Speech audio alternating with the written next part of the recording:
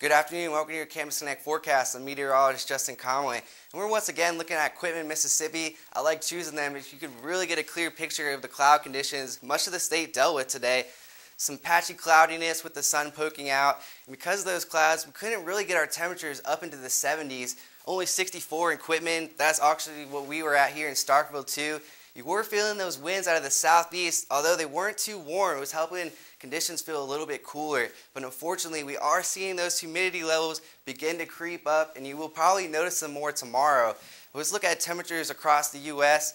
Again, here we are, 75 in Houston, 81 in Dallas. Look at that, as they weren't dealing with those clouds. 71 in New Orleans, again 64 here in Starkville. And let's put the satellite and radar on top of that, and you can see why we were actually lower temperatures in areas surrounding us. As you can see, these low-level clouds encompassing southern Mississippi and eastern Mississippi, and we had that southern flow that's racing up to influence this system here. We're not going to be dealing with any of that, but as this system begins to move east, it will trail a cold front that will impact us probably the later part of the work week. So let's time that out for you in our predictor. Here we are on Thursday. This is 8 o'clock when you're getting into class or work. Those clouds have already moved into Mississippi, and this is when we think the rain is probably going to start at this point in the morning, 8 a.m. to the late morning, early afternoon. We'll probably be dealing with some decent rainfall through much of the area.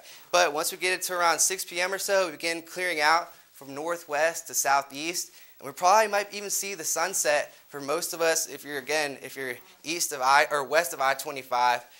And then once we get into the night, we should be pretty decent as things begin to clear out. Unfortunately, as we make our way into Friday, we probably will start pretty nice. As you see, clear conditions by 2 a.m., but once we get into later in the afternoon, those clouds begin to come in.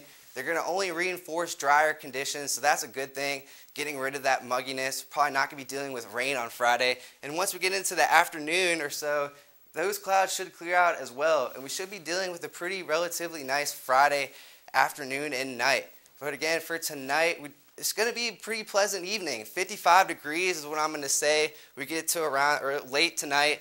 Again, pleasant. A few clouds will probably linger in the area or so as they keep moving from south to north. And for your tomorrow, it's going to probably be the warmest day of the week. 77 degrees is what I'm calling for. It's going to be warm, and you will probably notice that mugginess. Today, you felt it a little bit. It'll probably be more noticeable tomorrow. But again, tomorrow's looking like the best day of the week, so you're going to want to get out and enjoy it as we have some rain moving in for your Thursday.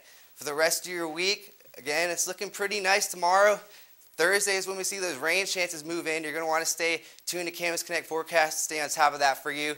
And look at the weekend. We clear out Friday through Sunday. Temperatures a little less than average for this time of year, especially those lows into the 30s. So you might want to take some precautions for any plants or anything at this time of year.